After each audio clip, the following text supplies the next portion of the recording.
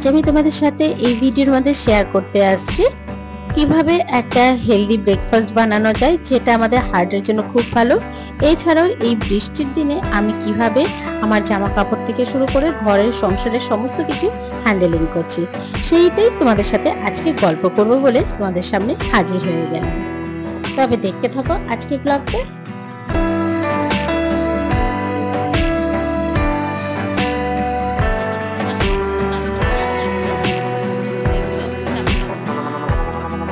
নমস্কার, আবারও একটা এনার্জেটিক ব্লগ নিয়ে তোমাদের সামনে হাজির হয়ে গেলাম।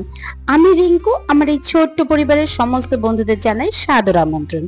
আশা করছি যে যেখান থেকে আজকের ব্লগ ভিডিও দেখছো তোমরা বেশ ভালো আছো। আর সকালবেলা ঘুম থেকে উঠেই আগে রান্নাঘরে ঢুকে পড়ি। জানো তো, বেশিক্ষণ বাইরে সময় দেওয়া সম্ভব হয় না। হাজবেন্ডকে টিফিন দেওয়া, ছেলেকে টিফিন দেওয়া, ভাত করে দেওয়া, এই সমস্তটাই প্রায় আমাকে 7টার মধ্যে শেষ করতে হয়। তার কারণ হচ্ছে ছেলের স্কুল 8টা থেকে, হাজবেন্ড আবার 7টা 10-এর মধ্যে বাড়ি থেকে বেরিয়ে যাবে। সকালে হাজবেন্ডের হুকুম হলো একটু গোলা রুটি করে দিতে। তবে গোলা রুটি করতে গিয়ে আমি যে কি রুটি করলাম জানি না, এটা একটু ক্রাঞ্চি হয়েছিল। তবে এটা ওকে বললাম তুমি গরম গরম এখনই খেয়ে যাও, কিন্তু ওই বললো না এখন খাবো না, অফিসে ঢুকে খেয়ে তারপরে ওষুধপত্র খাবো। আসলে ও তো হার্টের পেশেন্ট, ওকে প্রচুর ওষুধ খেতে হয়, তো তার জন্য একটু টিফিনেরও দরকার। আর এই যে সকালবেলা গোলা রুটি করছি, এতে কিন্তু আমি অল্প পেঁয়াজও দিয়েছি, সাথে একটু কাঁচা লঙ্কাও দিয়েছি। এই দিয়ে নুন দিয়ে বেশ শুধুমাত্র আটা দিয়ে এটাকে করে দিলাম। আর তোমরা তো জানোই ময়দার মধ্যে ফ্যাট আছে, আর এই ফ্যাট হার্টের জন্য তথা শরীরের জন্য খুবই খারাপ। তাই চেষ্টা করি যাই রান্না করি একটু আটাটাই বেশি এখন ব্যবহার করতে। তাই আজকে যে গোলা রুটিটা করলাম ওটার মধ্যে দিয়েছি আটা, পেঁয়াজ, কাঁচা লঙ্কা আর লবণ। আর তোমরা চাইলে একটু মিষ্টি বা গাজর কুচিও দিতে পারো, তবে আমি আর এত কিছু দেইনি, সময়টা খুব কম। তারপর দেখো এই যে এটা করেছি না, মাঝে মাঝে একদম উঠতে চায় না। তার জন্য প্রথমে কি করেছিলাম বলতো, ভালো করে তেল দিয়ে আগে ব্রাশ করে নিয়েছি আর বেশ করে এটাকে হিট করে নিয়েছিলাম, এবং তারপরে ব্যাটারটা দিয়ে গোল করে ভেজে নিলাম। বেশ ভালো ক্রিস্পি হয়েছিল। ওকে বললাম তুমি এই ক্রিস্পি যখন হয়েছে খেয়ে যাও, কিন্তু ও তাতে নারাজ, না অফিসে ঢুকেই তারপরেই খাবো। ইতিমধ্যে ওর খাবার প্যাক করে দিয়ে গুছিয়ে দিয়ে এসেছি, এবং ওর টাইম মতন বেরিয়ে পড়েছে র চা খেয়ে। তারপর চলে আসলাম ছেলের জন্য টিফিন করতে। ছেলের আজকে আবদার হয়েছে, আজকে ও খাবে হচ্ছে চাউমিন। তো আগের দিন রাতে আমাকে বলে রেখেছিল, সেই কারণে সকালবেলা ঘুম থেকে উঠে আগে গরম জল বসিয়ে চাউমিনটাকে সেদ্ধ করে নিয়েছিলাম। আর আজকে যে চাউমিন করছি, আমার ঘরে জানো তো একদম ডিমটা বাড়ন্ত ছিল। তাই কি করলাম বলতো, পেঁয়াজটাকে ভালো করে ভাজলাম, তাতে একটু আলু দিলাম, এবং ঘরে যে সয়াবিন আছে সেই সয়াবিনটাকে ছোট ছোট করে কেটে এই মধ্যে দিয়ে দিলাম, এবং তাতে বেশ ভালো করে এটাকে ভাজা ভাজা করব। এবং এরপর যেই ভাজা ভাজা হয়ে যাবে তখন কিছু লিকুইড মশলা দেব, যেমন ধরো vinegar, soya sauce, chilli sauce আর টমেটো সস, এই মোটামুটি দিলাম। আর গুঁড়ো মশলার মধ্যে এখানে আমি কিন্তু গোলমরিচের গুঁড়ো আর একটা চাউমিন মশলা আছে সেটাই দিলাম। ব্যাস এই মোটামুটি দিয়ে ভালো করে নাড়াচাড়া করে আর লাস্টে একটু কাঁচা লঙ্কা দিয়ে আমি চাউমিনটাকে তৈরি করলাম। আর আজ যে চাউমিনটা তৈরি করছি এটা কিন্তু আমরা অফিসেও টিফিনে নেব, অর্থাৎ আমি আর আমার দেওরও কিন্তু টিফিনে নিয়ে যাব। মানে ছেলের নাম আমাদেরও কাজ। যাই হোক, এইভাবে করেই কিন্তু আমি চাউমিনটা করলাম। আর এরপর ওর জন্য টিফিনটা বেড়ে একটু ঠান্ডা করে তারপর ব্যাগে ঢুকিয়ে দিলাম। আর জানো তো আজকে যে ওকে সকালে ভাত খাওয়ালাম, আগের দিন একটু ডাল সেদ্ধ তুলে রেখেছিলাম। সকালবেলা এত তাড়াতাড়ি করে সবকিছু যেন করে উঠে শেষ করতে পারি না। যাই হোক, এরপর ও খেয়ে দিয়ে রেডি হয়ে সাইকেল নিয়ে বেরিয়ে পড়লো। এসে ফোন করো, আর বেশি স্পিডে চালাবে না।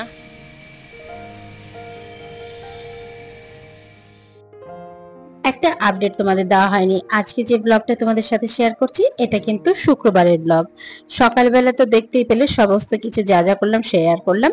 আর তারপর ছেলে চলে যাওয়ার পর চলে আসলাম গাছের ফুলগুলোকে তুলে নিতে। এই সকালবেলা গাছের ফুল তুলতে কিন্তু বেশ ভালো লাগে, আর এরকম ভাবে জবা ফুল ফুটবে ভাবতেই পারিনি। দেখো কি সুন্দর লাগছে। যাই হোক চলো, ফুল তুলে এবার যাই বাকি অন্যান্য কাজ করতে।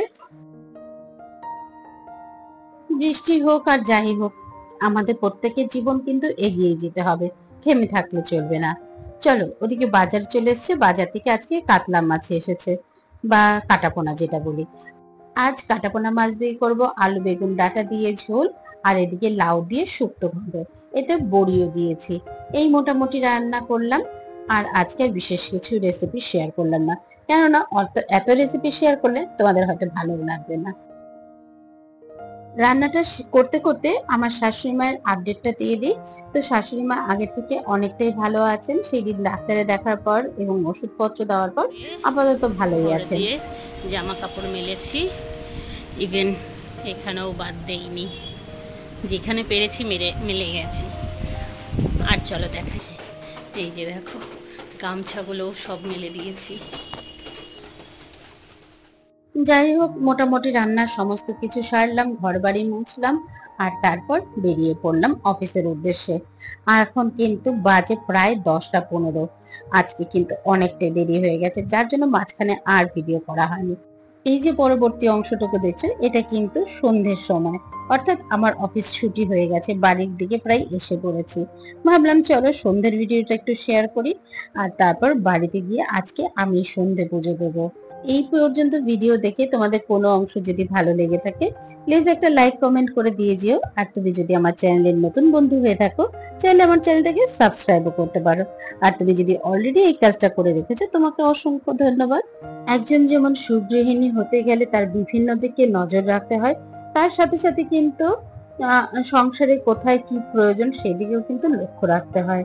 অর্থাৎ একটা সংসার করতে গেলে যে চারিদিকে খেয়াল রাখতে পারবে সেই কিন্তু স্মার্ট ওয়াইফ। তোমাদের সাথে কথা বলতে বলতে আমার কিন্তু রাতের পুজো একদম কমপ্লিট।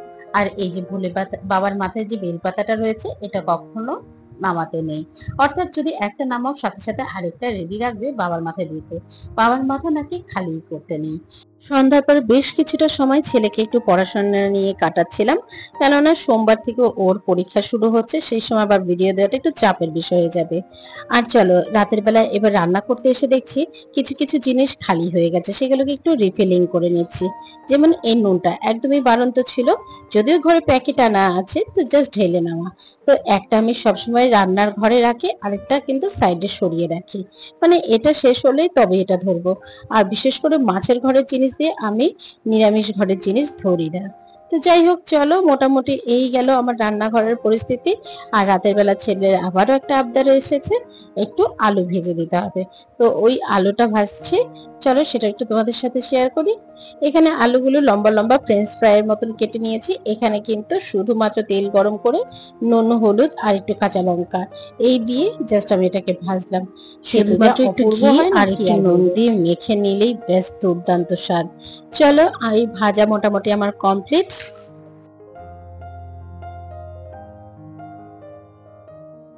এরপর রান্নার পর আমার কিন্তু রান্নাঘরের গ্যাস থেকে শুরু করে বাসনপত্র সব আজকে ধুতে হবে, কেননা আগামীকাল শনিবার নিরামিষ খাবো। সেই কারণে একটা জিনিসও না ধোয়া রাখবো না, সমস্ত কিছু ধুয়ে পরিষ্কার করে চকচক করে রাখবো। আর তাহলে কি বলতো, পরের দিন সকালেও না কাজ করতে বেশ ভালো লাগে, কোনো আর আলসেমি লাগে না। যাই হোক, চলো মোটামুটি আমার গ্যাসও মোটামুটি পরিষ্কার হয়ে গেল। এছাড়াও যদি রান্নাঘর পরিষ্কার থাকে না, সকালে যখন ধরো হাজবেন্ডের জন্য বলো আর ছেলের স্কুলের জন্যই বলো, রান্না করতে গেলে তখন কিন্তু খুব একটা অসুবিধা হয় না। সেই কারণে আমি রাতের বেলাটাই গুছিয়ে রাখতে বেশি পছন্দ করি। দরকার হলে আমি চালও ভিজিয়ে রাখি, আটাও মেখে রাখি।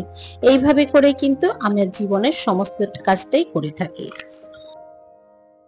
জানোই তো, পজিটিভ ভাইবস কিন্তু এই পরিষ্কার পরিচ্ছন্নতার মাধ্যমেই অ্যাচিভ করা সম্ভব। কাজেই সেদিকে আমাদের মেয়েদেরকে কিন্তু লক্ষ্য রাখতে হয়।